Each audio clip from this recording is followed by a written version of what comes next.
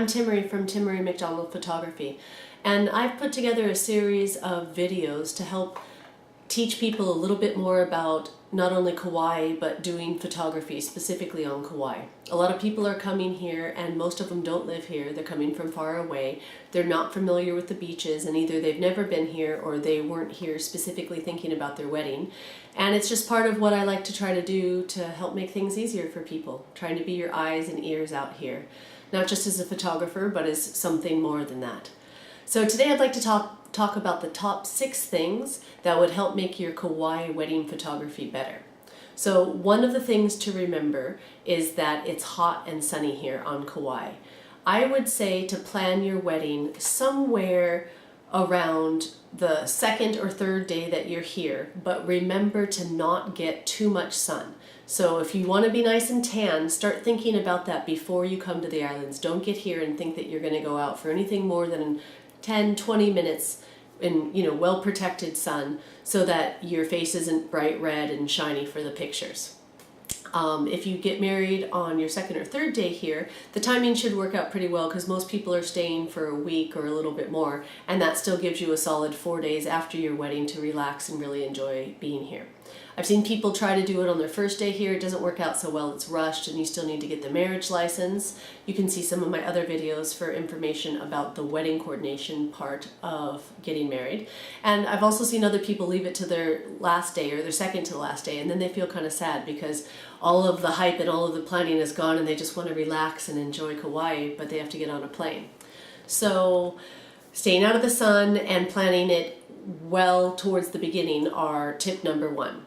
Tip number 2 are finding different poses that are slimming or flattering to where you're at. So for example, if you're up on a beautiful log or a piece of lava rock, the easy thing for the photographer is to angle the camera looking up at you, but this isn't always the most flattering angle for people to have their picture taken at. So I try to always find a place that is a nice background as well as looking good and the angle. And then also sometimes women come to me saying, can you make me look 10 or 20 pounds thinner? So I have some poses that I try to put people in so that they feel good about their pictures later. Also finding out what parts of their bodies they like and stuff like that. Sometimes women are like, look, I just really like this side of my face, or I don't like that part of my body as much. So I incorporate that into my photography. So the 3rd tip would be helping you to adjust things. Normally, people aren't wearing clothes that they're used to. So if you're wearing a wedding dress and, a strap is coming out or something is showing, that's not something we're used to feeling and looking for. So I try to help people look at that. That's not so much specific to Kauai, but it's part of me being detail orientated to fix that before the picture is ever taken. Another good idea is basically giving tired people who are traveling, most people have traveled here from reasonably far away, a break and just say, hey, why don't you go stay under that tree? Your job is to not get sweaty, and then I find somebody else in the wedding party or normally a group of other people who are ready to have their picture taken, and I incorporate them back in when they're there and ready to go. So the next tip that I have is in trying to help people relax.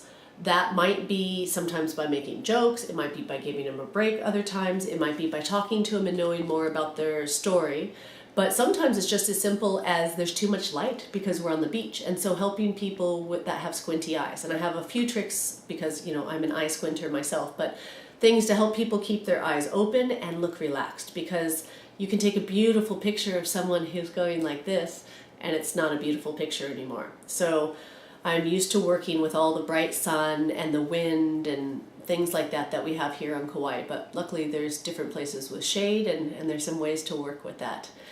Different tricks I have up my sleeve from working so many years in a nice environment like the beach. And finally, my last tip is about wind-blown hair. So I spoke in one video a little bit about turning into the wind, which is the best thing to do. I mean, the number one best thing to do is just simply put all your hair back. Having these little wispy things in front looks really pretty when you're sitting in a room, but we're in the middle of 12,000 miles of ocean and there's plenty of room for the wind to pick up, and your pictures will look kind of weird if these nice little wispy things are going into your new husband's face. So my suggestion is keep these indoors, but when it's your actual wedding day, pull them back. If you just don't want to do that, which happens a lot, then what I do is I try to face people into the wind, and sometimes we even have like the groom maybe hold hair down, and there's other tricks we can do, but it does require quite a bit of attention. So those are my tips to get the best that you can out of your Kauai wedding photography. I hope it helps. Have a good day. Aloha.